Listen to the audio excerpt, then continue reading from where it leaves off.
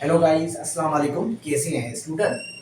आज के हम लेक्चर में जो शुरू करना जा रहे हैं वो हमारे पास टॉपिक है हमारे पास एमडीकेट लेक्चर्स। क्या एमडीकेट लेक्चर या एमडीकेट सीरीज हम स्टार्ट करने जा रहे हैं जो स्टूडेंट को बेनिफिशियल, जो स्टूडेंट की क्या होती है, ड्रीम होती है, क्या होती है, गोल होता है कि वो अपने करियर को कैसे टेकल कर सके, उसको कैसे बना सके।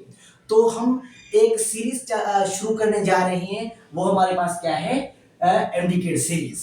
ठीक है, जो बहुत सारे स्टूडेंट का क्या होता है, ये इंस्पायरेशन होता है, ये इंटेंशन होता है कि हम आगे चलकर डॉक्टर बने। ठीक है, हम सोसाइटी की क्या करें, हेल्प आउट कर सकें। तो हम सीरीज चालू करने जा रहे हैं एमडीकेट लेक्चर्स। सो जो हेल्थ होने वाला है 26 अक्टूबर को। सो हम जितना हो सकेगा इंशाल्लाह हम लेक्चर डिलीवर करेंगे इन वन शॉर्ट फॉर्म में। और हम एज अ पीएमईसी सिलेबस के तहत हम क्या करेंगे, स्टार्ट करेंगे, शुरू करेंगे। यानी हम एमडीकेट आपके पास ड्राफ्ट होगा, उसकी करिकुलम आपके पास होगा। सो उसके हिसाब से हम क्या करेंगे, स्टार्ट करेंगे। सो हमारे पास फर्स्ट ऑफ ऑल जो है हमारे पास चैप्टर है एमडीकेट का, कौन सा, फंडामेंटल कॉन्सेप्ट ऑफ केमिस्ट्री। मतलब कि इसमें कौन से आ जाएंगे, फंडामेंटल, मतलब कि बेसिक टर्मिनोलॉजीज आ जाएंगे। जैसे कि हमारे पास है मास नंबर है, एटॉमिक मास है, रिलेटिव एटॉमिक मास है, एटॉमिक नंबर है। हमारे पास अलग अलग डिफरेंट एरियाज हैं, जैसे कि मॉलिक्यूलर फार्मूला है, इंपेरिकल फार्मूलाज हैं, हमारे पास लिमिटिंग रिएक्टेंट है, यील्ड है हमारे पास। ये सारे हम कहां पर पढ़ेंगे, इस चैप्टर में पढ़ेंगे, फंडामेंटल कॉन्सेप्ट ऑफ केमिस्ट्री को। ठीक है, तो fundamental of concept of chemistry से पढ़ने से पहले जो हमारे पास है वो कौन सा टॉपिक है, मासेस ऑफ एटम। एटम का मास, एटम का वजन, एटम का वजन या मास कैसे हम उसको मेजर कर सके। तो हमारे पास क्या है, डिफरेंट टेक्निक्स और टूल्स हैं जिसके बिहाफ से हम क्या पढ़ेंगे। तो फर्स्ट ऑफ ऑल जो हमारे पास फर्स्ट है वो क्या है, हमारे पास मास नंबर। क्या है हमारे पास, मास नंबर। हमारे पास टॉपिक कौन सा है, फर्स्ट ऑफ ऑल वो है मास नंबर, मास नंबर। अच्छा, मास नंबर, मास नंबर। अच्छा, अभी देखें मास नंबर क्या होता है। मास नंबर को हम डिनोट करते हैं, हम डिनोट करते हैं ए से, डिनोट करते हैं ए से। और मास नंबर जो यूज करते हैं फॉर एलिमेंट्स के लिए यूज करते हैं, फॉर एलिमेंट्स के लिए यूज करते हैं। और आप एक पॉइंट याद कर लेना कि मास नंबर को अदर नेम क्या कहते हैं, हम इसको कहते हैं आल्सो कॉल्ड न्यूक्लियन नंबर। क्या बोलते हैं हम इसको, न्यूक्लियन नंबर बोलते हैं। ठीक है, तो मास नंबर को अदर नेम क्या देते हैं, न्यूक्लियन नंबर देते हैं। अच्छा, फिर मास नंबर का फार्मूला भी होगा, एब्सोल्युटली यस होगा। तो कौन सा होता है, मास नंबर को हम ए से डिनोट करते हैं। और मास नंबर क्या है कि number of protons and neutrons, या आप ऐसे भी कह सकते हैं sum of protons and neutrons that's equal to mass number. तो क्या होगा हमारे पास, P प्लस N। तो ये हमारे पास क्या है, इसका जर्नल फार्मूला है। क्या है इसका जर्नल फार्मूला है। ठीक है, तो ये हमारे पास क्या है, मास नंबर है। आगे हम चलेंगे कौन से टॉपिक पर, रिलेटिव एटॉमिक मास। कहां पर, रिलेटिव एटॉमिक मास। ये था मास नंबर और दूसरा है हमारे पास relative atomic mass, relative atomic mass. अच्छा, यहां पर देखें कि रिलेटिव का मतलब क्या है, रिलेटिव का यहां पर रिलेटिव का मतलब है एज कंपेयर्ड टू। यानी कोई चीज, कोई एटम से क्या करें हम, कंपैरिजन करें, उसके क्या करें हम, कंपेयर करें अदर एटम के साथ, तो हम उसी को क्या बोलेंगे, रिलेटिव एटॉमिक मास। यानी एटॉमिक मास तो हो लेकिन क्या रिलेट करें, किसी और एटम से क्या करें, उससे भेटें तो हम उसी को क्या बोलेंगे, रिलेटिव एटॉमिक मास कहेंगे। देखें रिलेटिव एटॉमिक मास की मैं डेफिनेशन क्या लिखूंगा, यानी वन एटॉमिक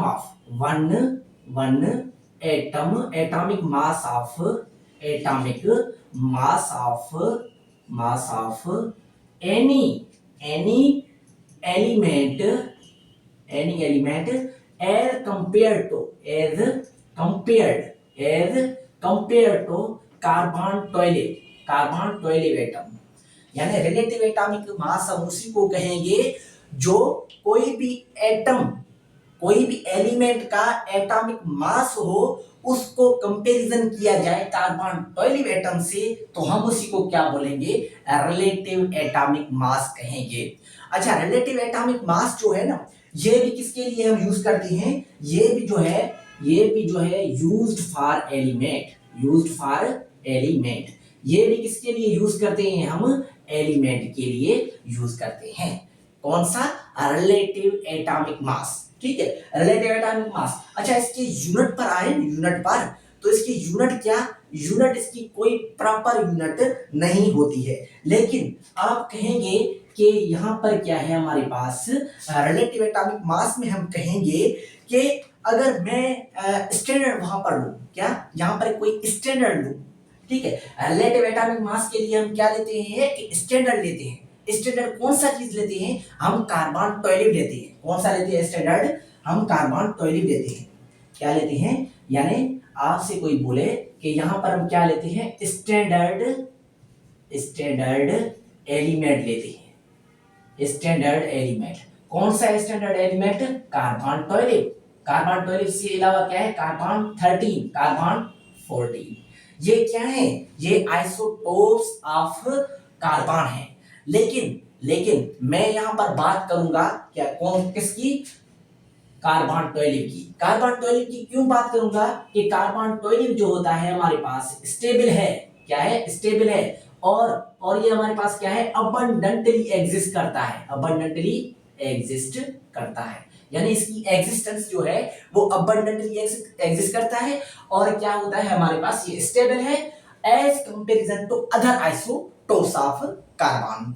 तो यहां पर अगर में आइसोटोप्स अदर भी हो सकती हैं, जैसे कि हमारे पास नियान है, हमारे पास क्लोरीन है, एंड अदर मेनी मोर हमारे पास हो सकते हैं।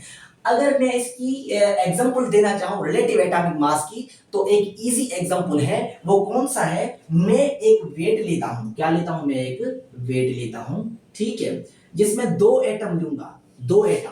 एक एटम हमारे पास कौन सा है, एक एटम है हमारे पास कार्बन का, और दूसरा एटम कोई भी हम ले सकते हैं, लेकिन क्या कर सकते हैं, हम उसको कंपेयर कर सकते हैं। तो वन एटम ऑफ कार्बन 12 और वन एटम ऑफ मैग्नीशियम। ठीक है, तो 1 एटम ऑफ कार्बन 12 और 1 एटम ऑफ मैग्नीशियम। अब देखें कि मैं कहूंगा कि यहां पर क्या है, ये मैग्नीशियम है, इसकी जो हमारे पास इसकी मास नंबर है वो क्या है, 24 है। क्या है हमारे पास, 24 है। कार्बन का कितना होता है हमारे पास, कार्बन 12, यानी 12 क्या है इसका मास नंबर है। तो ये जो 24 है, ये कार्बन से कितना गुना ज्यादा है, 2 गुना ज्यादा है। कितना गुना ज्यादा है, 2 गुना ज्यादा है। ऐसे ही हमारे पास क्या है, सिल्वर क्या होता है इसका 108। यहां पर मैं यूनिट लिख रहा हूं AMU। क्या लिख रहा हूं, AMU राइट डाउन करने जा रहा हूं। तो अदर क्या है हमारे पास, अदर भी मेनी मोर आ जाते हैं हमारे पास। एल्यूमिनियम आ जाता है, सिलिकॉन आ जाता है, हमारे पास क्लोरीन आ जाता है, एंड मेनी मोर।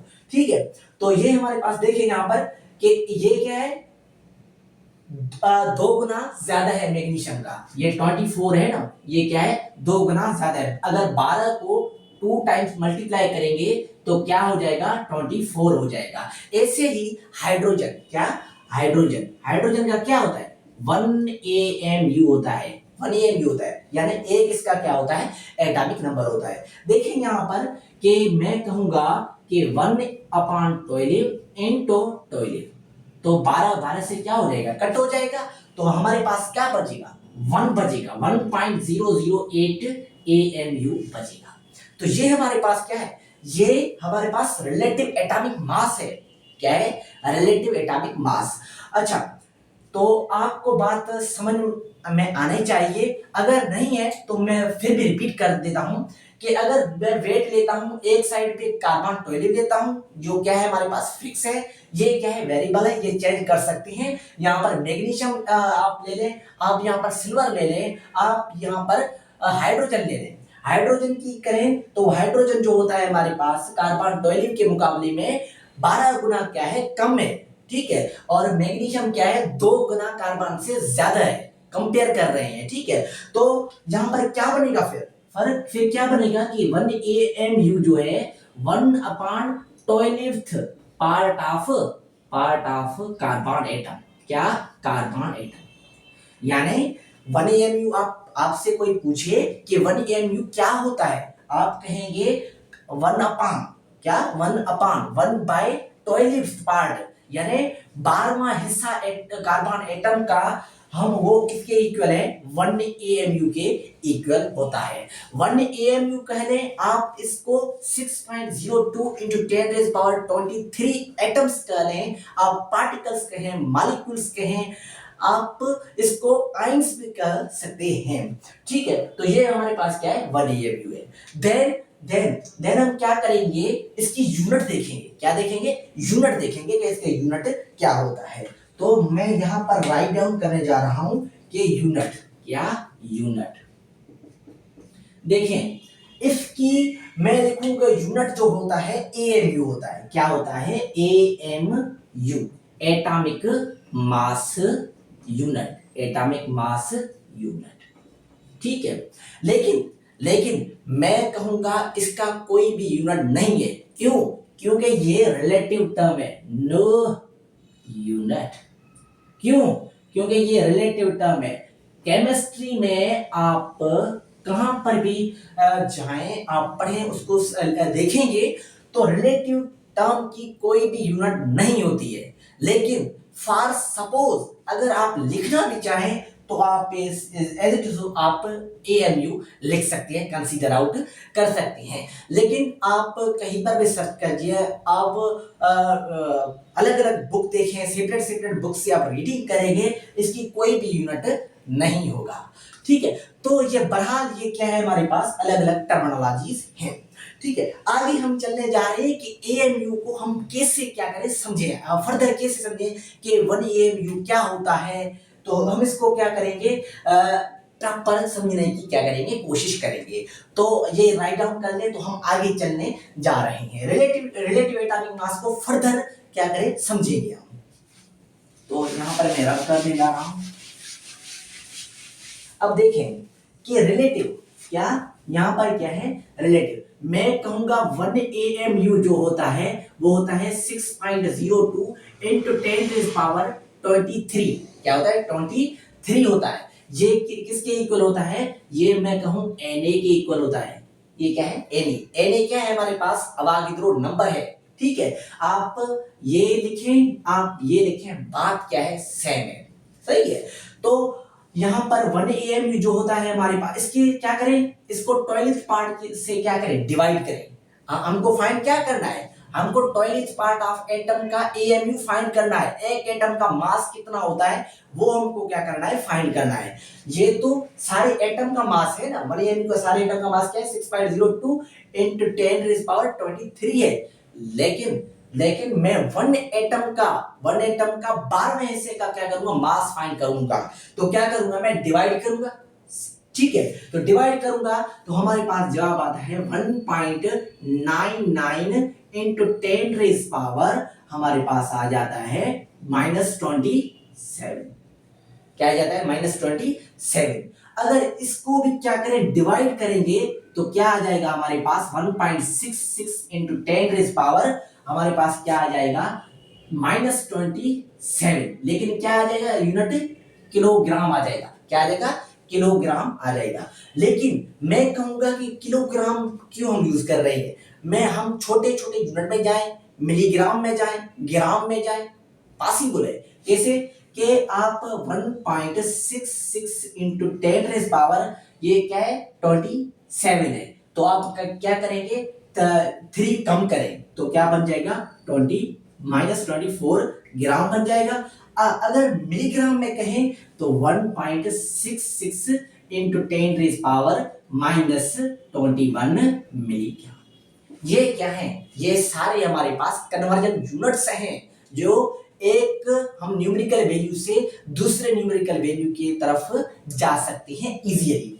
ठीक है, तो ये हमारे पास क्या है कि 1 EMU आपसे कोई पूछे तो आप ये कहें, आप ये कहें, आप ये कह सकते हैं, एक कह सकते हैं। अगर आपको यूनिट में कहे, अगर ऑप्शन में तीनों आ जाए, अगर आखिर में डी आ जाए, ऑल ऑफ द अबव, आप क्या करेंगे, D all of the above करेंगे, क्योंकि यूनिट क्या है डिफरेंट डिफरेंट है, लेकिन वैल्यू क्या है, न्यूमेरिकल वैल्यू सेम है हमारे पास। ठीक है, तो ये हमारे पास क्या था, रिलेटिव एटॉमिक मास था। ठीक है, अब फर्दर हम चलते हैं क्या कि ये क्या था हमारे पास, ये भी एलिमेंट के लिए था। ठीक है, और हमारे पास मास नंबर भी क्या था, एलिमेंट के तरफ था। और ये जो होते हैं मास नंबर है हमारे पास, रिलेटिव एटॉमिक मास है, ये कौन से नंबर में आती है, ये हमारे पास आती है होल नंबर में। क्या आ जाती हैं, ये हम इजी, ये क्या है, in the form of whole number, किसमें आ जाती हैं, होल नंबर में। देखें कि रिलेटिव एटॉमिक मास है, उसकी वैल्यू है, किस में आ जाएगा, हमारे पास होल नंबर में आएगा। होल नंबर और फ्रैक्शनल नंबर में क्या डिफरेंस है, होल नंबर जैसे कि क्या है, 17 है, 14 है, 18 है, these are whole number. But fractional number कौन से होते हैं, 35.5, ठीक है, 20.18, ठीक है, और हमारे पास 1.008, these are fractional number, these are fractional number, decimal number. ये डेसिमल नंबर में आ जाए तो हम उसी को कहेंगे फ्रैक्शनल नंबर। जो होल नंबर में आ जाए, होल आ जाए तो हम उसको क्या बोलेंगे, होल नंबर कहेंगे। देन हमारे पास थर्ड है, यानी मासेस ऑफ एटम को फाइंड करने के लिए वो हमारे पास है फ्रैक्शनल और एवरेज एटॉमिक मास। तो हम चलते हैं फ्रैक्शनल नंबर पर।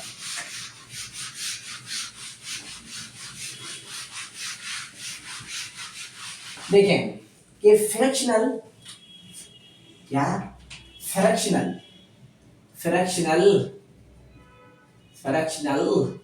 आर एवरेज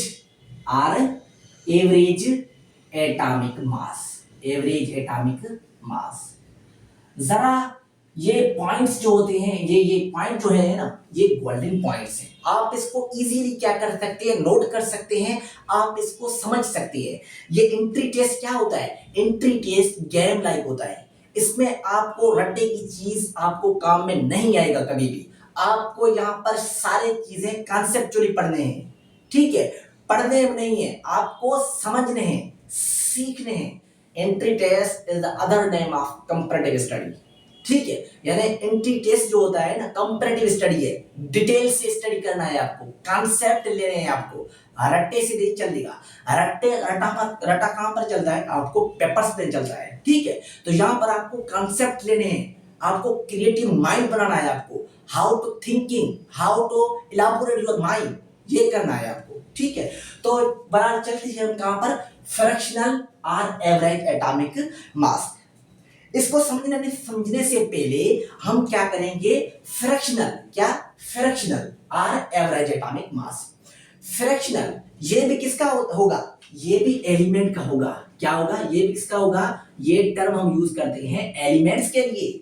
ठीक है, और जो हमारे पास है कि एलिमेंट्स के लिए यूज करते हैं, लेकिन ये किस में है, फ्रैक्शन में है। वो क्या था, रिलेटिव एटॉमिक मास और मास नंबर था, वो किस में आ जाते थे, होल नंबर में आ जाते थे। लेकिन यहाँ पर टर्मिनोलॉजी हमको बता रहा है कि फ्रैक्शनल मींस डेसिमल फॉर्म। क्या, डेसिमल फॉर्म, जैसे कि 35.5, ठीक है, ऐसे 20.18, ऐसे हमारे पास 1.008।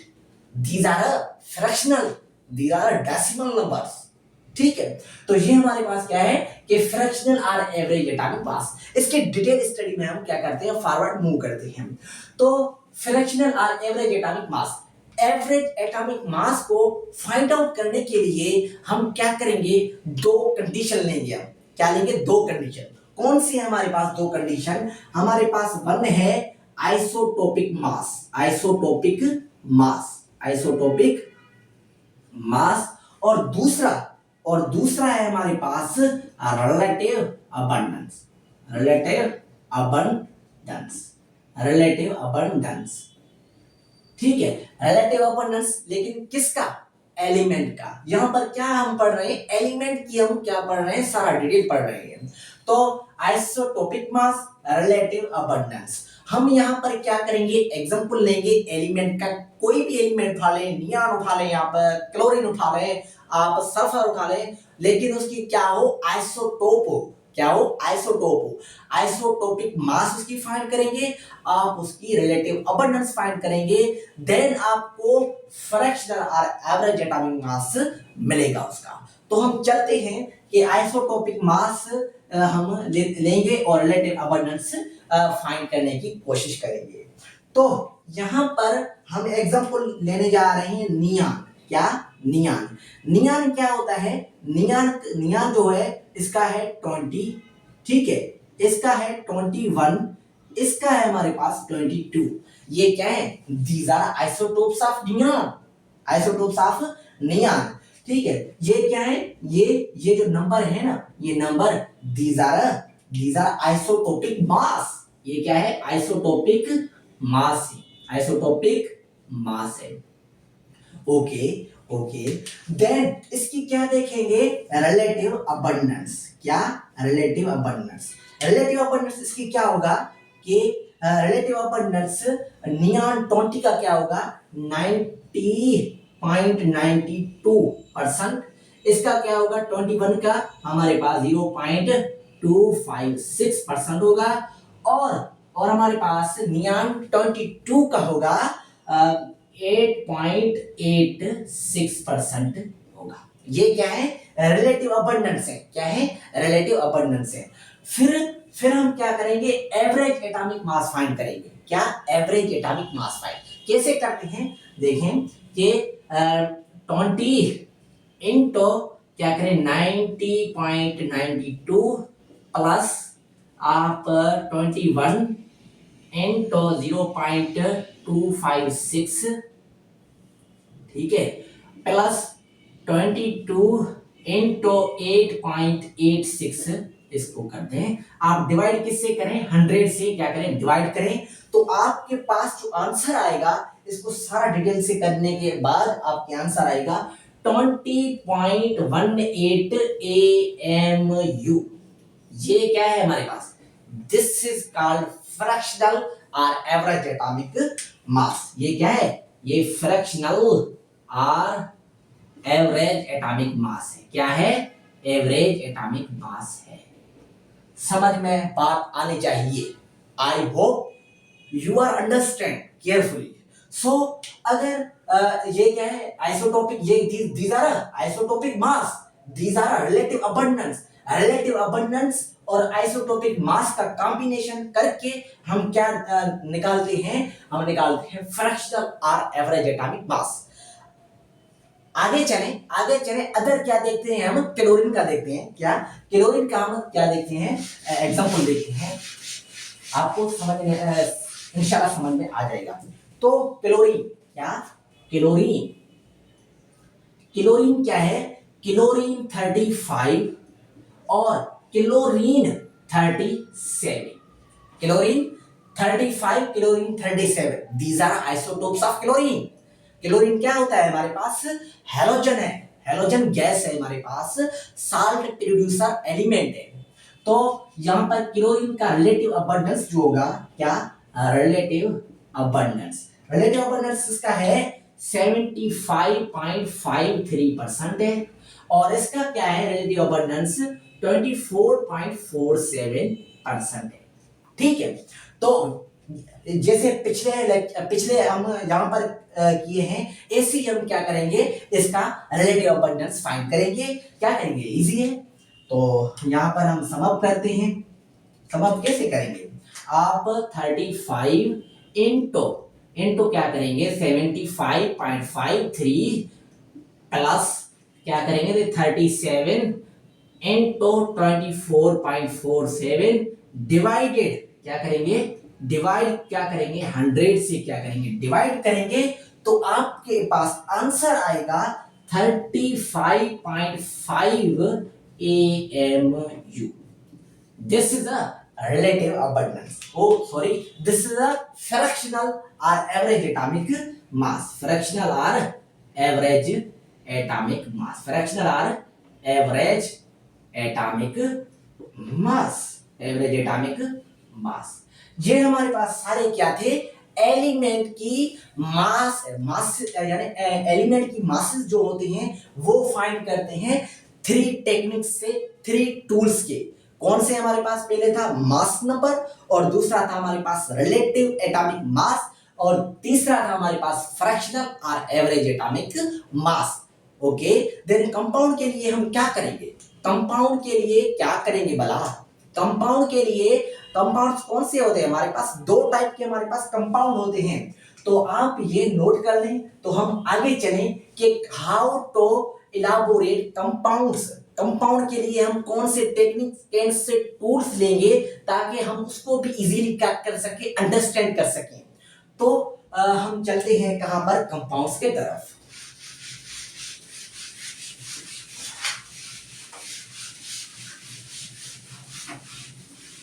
कंपाउंड्स, क्या हमारे पास कंपाउंड्स 2 किस्म के होते हैं हमारे पास, 2 इकसाम के होते हैं कंपाउंड्स। ठीक है, कौन से होते हैं हमारे पास, एक होता है हमारे पास आयनिक कंपाउंड्स और दूसरा होता है हमारे पास कोवेलेंट कंपाउंड्स। एक होता है आयनिक कंपाउंड्स और दूसरा होता है हमारे पास कोवेलेंट कंपाउंड्स। अच्छा, फिर इसकी मासेस निकालेंगे, तो कोवेलेंट कंपाउंड का क्या होगा, मॉलिक्यूलर कंपाउंड्स कह सकते हैं इसको, दूसरा नाम कह सकते हैं मॉलिक्यूलर कंपाउंड। क्या कहेंगे इसको, मॉलिक्यूलर कंपाउंड कहेंगे।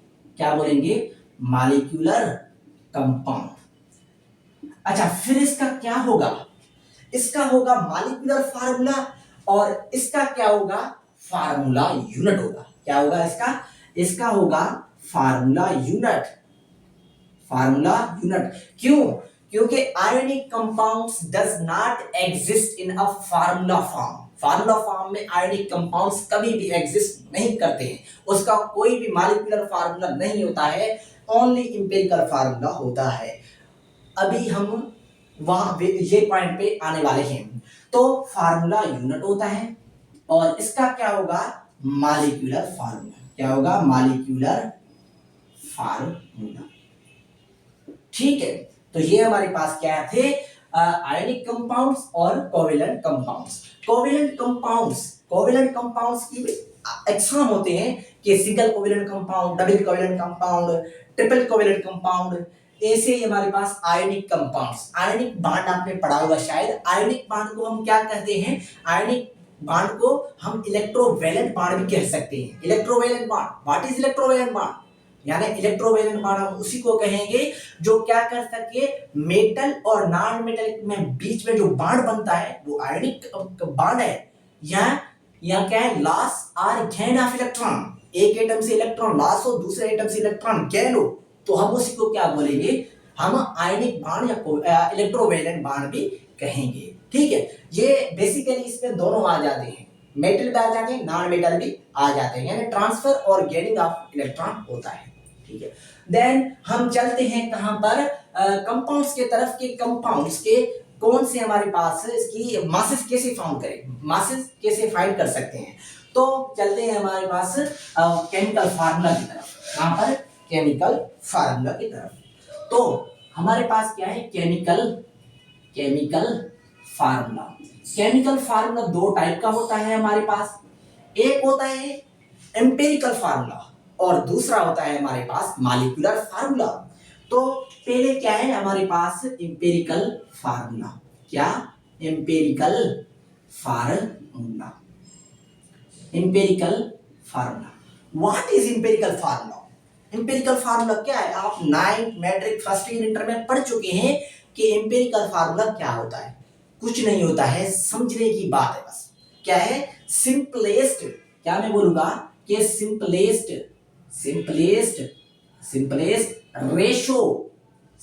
Ratio between different elements, different elements of an compound that is called empirical formula। किसी को कहते हैं सिंपलेस्ट रेशो को। सिंपलेस्ट मींस यानी केमिस्ट्री में कोई भी टर्म यूज हो रहा है उसके बैकग्राउंड में कोई कॉन्सेप्ट है, छुपा हुआ होता है वर्ड कि इसका मीनिंग क्या होता है। Simplest means easy to understand, यानी किसी चीज को आसानी से क्या कर सके, समझ सके, तो हम उसको क्या बोलेंगे? Simplest ratio between different elements of different atoms of element, different atoms of element of an compound, elements of an compounds. तो हम उसी को क्या बोलेंगे? एम्पिरिकल फार्मूला बोलेंगे। जैसे कि ग्लूकोज का एम्पिरिकल फार्मूला होता है CH2O। क्या होता है? CH2O। इसका मॉलिक्यूलर फार्मूला क्या होता है? C6H12O6। This is the molecular formula. Molecular formula क्या होता है? एग्जैक्ट नंबर ऑफ एटम्स होते हैं, लेकिन इसमें क्या होता है? सिंपलेस्ट रेशो मतलब कि उसको सिंपलीफाई करें, उसको आसानी से लिख सकें, टाइम सेव करें, तो ये क्या है? सिंपलेस्ट रेशो होता है। मैं कहूंगा 100:50। ये क्या है? एक सिंपलेस्ट रेशो नहीं है। इसको सिंपलेस्ट रेशो बनाने के लिए क्या कर रहा हूं मैं? स्टेप्स बना रहा हूं। 50:50:25। अभी क्या करूंगा? 2:1 करूंगा। तो ये क्या है? ये सिंपलेस्ट है, इसी से कोई भी सिंपलेस्ट नहीं हो सकता। ठीक है, तो ये क्या है? इजी टू अंडरस्टैंड कर सके, सिंपल कर सके रेशो को, तो हम उसी को क्या बोलेंगे? एम्पिरिकल फार्मूला कहेंगे। जैसे कि H2O, क्या H2O? This is the molecule, this is the water, this is the universal solvent. तो इसका क्या है? इसका हम एटॉमिक रेशो लेंगे तो क्या बनेगा? 2:1। एटॉमिक रेशो मींस एटम कितने हैं? हाइड्रोजन के कितने एटम हैं? 2। ऑक्सीजन के एटम कितने हैं? 1 है। ठीक है, देन अगर सेम हम ले H2O तो इसका मास रेशो क्या होगा भला? मास रेशो होगा इसका 2:32। इसको सिंपलीफाई फिर करें, 2 क्या बनेगा? 16 बनेगा। This is the atomic ratio, this is the atomic ratio, this is the mass ratio. क्या डिफिकल्ट बात है? इजी है। आप इसको क्या करें? समझने की बात है, इजी टू अंडरस्टैंड की बात है, और कोई भी डिफिकल्टी की बात नहीं है। ठीक है, तो ये हमारे पास क्या था? एम्पिरिकल फार्मूला था। फिर चलते हैं हम कहां पर? मॉलिक्यूलर फार्मूला की तरफ। क्या? मॉलिक्यूलर में मुझे रब करने पड़ेगा ये सारा। ठीक है, मैं रब करने जा रहा हूं। क्या है हमारे पास? हमारे पास है मॉलिक्यूलर फार्मूला। मॉलिक्यूलर फार्मूला क्या है? मॉलिक्यूलर फार्मूला की डेफिनेशन बनेगा exact number of atoms of elements in a molecule of an compound तो हम उसी को क्या बोलेंगे? हम उसी को मॉलिक्यूलर फार्मूला कहेंगे। यानी यहां पर देखिए कि exact means fix number of atoms होंगे, फिक्स नंबर ऑफ एटम्स होंगे, लेकिन किस में होंगे, मॉलिक्यूल में होंगे। क्या किस में होंगे, मॉलिक्यूल में होंगे। कैसे, मैं यहां पर क्या करूंगा, एग्जांपल्स कुछ लूंगा समझाने के लिए। तो यहां पर क्या है, एक है सबस्टांस, ठीक है, substance, substance, empirical formula, molecular formula. ठीक है, क्या करूंगा, यहां पर एग्जांपल मैं ले रहा हूं वाटर, ठीक है, वाटर लूंगा, मीथेन लूंगा, मैं यहां पर ग्लूकोज लूंगा, मैं यहां पर बेंजीन लूंगा, मैं यहां पर सोडियम क्लोराइड लूंगा, सोडियम क्लोराइड, और यहां पर लूंगा कैल्शियम कार्बोनेट, कैल्शियम कार्बोनेट। ठीक है, तो यहां पर आते हैं कि इंपेरिकल फार्मूला और मॉलिक्यूलर फार्मूला क्या बनेगा। यानी वाटर का इंपेरिकल फार्मूला क्या होता है, H2O होता है, और मॉलिक्यूलर फार्मूला क्या होता है, H2O होता है। मीथेन का होता है CH4, और यहां पर भी क्या बनेगा, CH4। ठीक है, तो आपसे कोई पूछे कि यहां पर जो सबस्टेंस है, दोनों में इसका मॉलिक्यूलर फार्मूला और एम्पिरिकल फार्मूला सेम है, लेकिन डिफरेंस किसकी बात, कौन सी बात है। आप देखें कि मॉलिक्यूलर फार्मूला, यहां पर मैं लिख रहा हूं molecular formula that is equal to, molecular formula that is equal to N into EF, यानी N means number of atoms, into empirical formula, तो यहां पर क्या करूंगा, n को निकालूंगा, यहां पर n क्या है, molecular mass by empirical formula mass कहूंगा। तो यहां पर दोनों में जो डिफरेंस है ना, वो n यहां पर कितना बनेगा, यहां पर जो n है वो क्या होगा, 1 होगा। क्या बनेगा, n 1 बनेगा। डिफरेंस क्या है, 1 है डिफरेंस n का। आगे चले कि ग्लूकोज का क्या होता है, इसका है CH, एम्पिरिकल फार्मूला क्या है, CH, और मॉलिक्यूलर फार्मूला क्या है, C6H12O6। इसका क्या है, ये ये मॉलिक्यूलर फार्मूला है, ये एम्पिरिकल फार्मूला है। देन बेंजीन यहां पर क्या बनेगा, CH2O बनेगा, देन बेंजीन CH, और मॉलिक्यूलर फार्मूला C6H6। ठीक है, तो यहां पर जो डिफरेंस है ना, वो डिफरेंस किसका है, इसका जो यहां पर n का वैल्यू होगा, वो n का यहां पर वैल्यू है, वो दैट n इक्वल टू 6 होगा। क्या है, n का डिफरेंस क्या है, 6 है।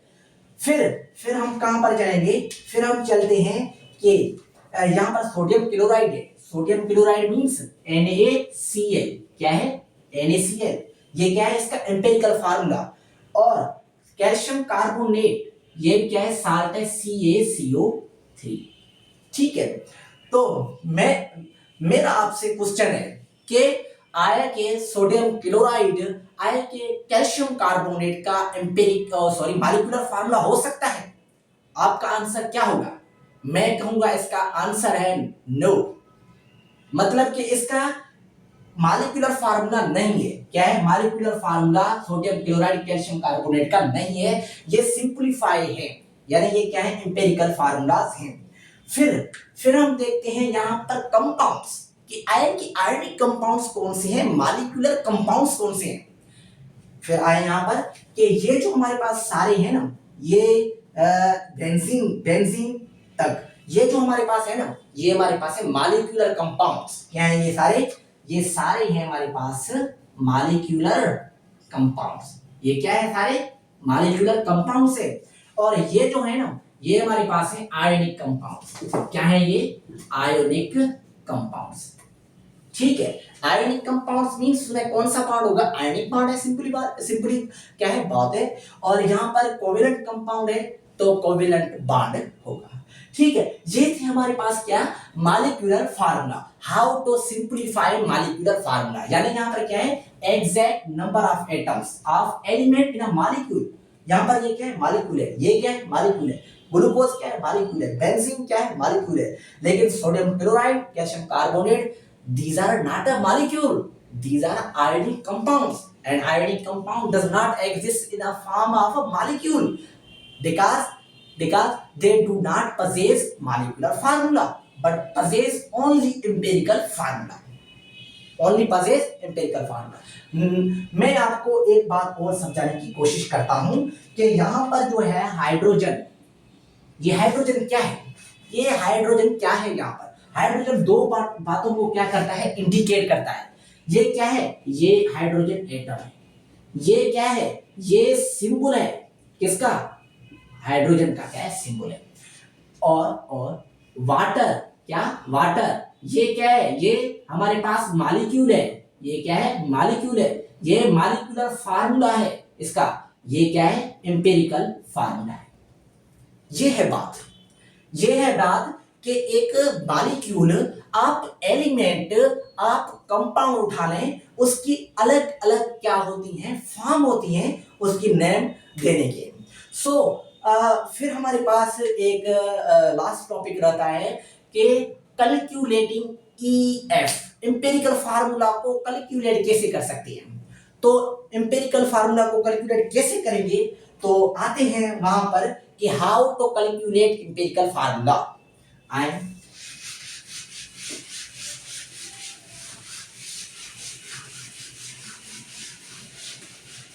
हाउ टू कैलकुलेट, यानी मैं बस सिंपली टर्म यूज करूंगा, calculating empirical formula. Empirical formula को कैलकुलेट कैसे करेंगे, इजी है कि क्या करेंगे, यहां पर आप परसेंटेज कंपोजिशन उठाएंगे। फर्स्ट ऑफ ऑल क्या करेंगे, आप परसेंटेज कंपोजिशन देखेंगे। आए कि परसेंटेज कंपोजिशन है हमारे पास, वो एज अ थ्योरेटिकल है, और हमारे पास प्रैक्टिकल है, प्रैक्टिकली है, ठीक है। एंड देन क्या है, नंबर ऑफ मोल्स फाइंड करने हैं एम्पिरिकल फार्मूला में। देन एटॉमिक रेशो, क्या एटॉमिक रेशो। एंड देन यानी आप कहें कि फ्रैक्शनल नंबर को होल नंबर में क्या करें, कन्वर्ट करें। फ्रैक्शनल नंबर को होल नंबर में क्या करें, कन्वर्ट करें, होल नंबर में कन्वर्ट करें। ये क्या है, चार कंडीशन है हमारे पास। क्या है ये, चार कंडीशन है यानी finding calculating EF, empirical formula. आए कि देखें कि ग्लूकोज, क्या ग्लूकोज की मैं यहां पर एग्जांपल लेने जा रहा हूं कि ग्लूकोज, क्या glucose C6H12O6, this is a glucose में कौन से हमारे पास एटम्स आ जाते हैं, कार्बन आ जाता है, हाइड्रोजन आ जाता है, ऑक्सीजन आ जाता है, ठीक है। कार्बन आ जाता है, हाइड्रोजन आ जाता है, ऑक्सीजन आ जाता है।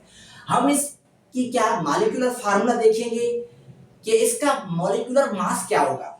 तो मॉलिक्यूलर मास कैसे फाइंड करेंगे, तो यहां पर मॉलिक्यूलर मास लूंगा मैं 6 × 12, ठीक है, प्लस 1 × 12 प्लस 6 × 12। इसका जो मॉलिक्यूलर मास बनेगा 180 AMU बनेगा, ठीक है। तो ये क्या है, ये मॉलिक्यूलर मास है किसका, ग्लूकोज का, जिसमें कौन से एटम्स आ जाती हैं, कार्बन आ जाता है, हाइड्रोजन आ जाता है और ऑक्सीजन आ जाता है। देन इसको कैसे हम आइडेंटिफाई करें कि ग्लूकोज जो होता है हमारे पास, कैलकुलेट कैसे करें इसकी एम्पिरिकल फार्मूला। तो एक मैं आपको सिंपली ट्रिक देने जा रहा हूं कि इसका क्या है कि कार्बन यानी परसेंटेज ऑफ कार्बन की क्या लेंगे, परसेंटेज लेंगे कि 72/180 लेंगे, इनटू क्या करेंगे, 100 करेंगे, ठीक है। एंड परसेंटेज ऑफ हाइड्रोजन लेंगे, 12/180 करेंगे, इनटू क्या करेंगे, 100 करेंगे। ऐसे ही परसेंटेज ऑफ क्या करेंगे, ऑक्सीजन करेंगे 96/180, ठीक है, 180 × 100। तो इसकी मतलब कि परसेंटेज कंपोजिशन पहले फाइंड करना है कि परसेंटेज कंपोजिशन क्या बनेगा। इसके आप कैलकुलेट करेंगे कि आपके पास क्या बन जाएगा, परसेंटेज कंपोजिशन बन जाएगा कि कार्बन कितना परसेंट है, हाइड्रोजन कितने परसेंट है, ऑक्सीजन कितने परसेंट है हमारे पास। आगे जो है हमारे पास वो है क्या, अमोनिया। क्या, ammonia, that is ammonia. Ammonia कैसे करेंगे कि अमोनिया है ना NH3, क्या करेंगे भला इसको, आप इसको 1 into 14 करेंगे, 1 into 3 करेंगे, तो इसका टोटल सम अप क्या बनेगा, इसका मॉलिक्यूलर मास या एटॉमिक मास क्या बनेगा, 17 AMU बनेगा। देन आपसे एक क्वेश्चन है कि नाइट्रोजन का परसेंटेज कंपोजिशन कितना होगा और हाइड्रोजन का कितना परसेंटेज कंपोजिशन होगा। इजी है, ऐसे ही है। आए देखें कि यहां पर जो है, यहां पर परसेंटेज ऑफ नाइट्रोजन मैं कहूंगा कि यहां पर क्या है 14, क्या है एटॉमिक मास कितना होता है नाइट्रोजन का 14, टोटल ये क्या है 17 into 100 कहें तो क्या बचेगा 83 बचेगा इसका क्या percentage composition. Then percentage of hydrogen क्या बचेगा इसका, आप इसका बचेगा जो हाइड्रोजन है ना, हाइड्रोजन 3/17 into 100, इसका यानी 100 में से 83 को क्या करें काट दें तो कितना बचेगा हमारे पास बचेगा 3, ठीक है, और 10 में से 2, ठीक है, तो 23% क्या बचेगा हमारे पास हाइड्रोजन की क्या बचेगा परसेंटेज कंपोजिशन बचेगा। ठीक है, ये था हमारे पास सारा क्या टॉपिक था एमडीकेट के बारे में। सो आप क्या करें, स्ट्रगल करें कि सक्सेस जो होता है वो needs to sacrifices and without struggle आप सक्सेस नहीं हो सकते हैं। सक्सेस होने के लिए आपको क्या सैक्रिफाइसेस का फेस करना होगा, फेस पाना होगा, यानी सक्सेस नीड्स अ सैक्रिफाइसेस। ठीक है, सक्सेस हमारे पास कंसिस्टेंसी को क्या करें बरकरार रखें, कंसिस्टेंसी को बरकरार रखेंगे आप सक्सेस के इक्विवेलेंट हो जाएंगे। देखेंगे consistency plus patience is equal to success. So आज का हमारे पास लेक्चर था क्या फंडामेंटल कॉन्सेप्ट ऑफ केमिस्ट्री और हमारे मासेस ऑफ एटम के बारे में पढ़े हैं। हम क्या पढ़ा है, calculating EMF, molecular formula, empirical formula, mass number, relative atomic mass, fractional atomic mass and many more हम यहाँ पर डिस्कस किए हैं। सो आज के लेक्चर के लिए इतना ही काफी है, फिर हम नेक्स्ट लेक्चर में मिलेंगे अलग चैप्टर के साथ, यानी ये फर्स्ट लेक्चर था, देन सेकंड लेक्चर में मिलेंगे। सो आज के लिए इतना ही काफी। अल्लाह हाफिज़।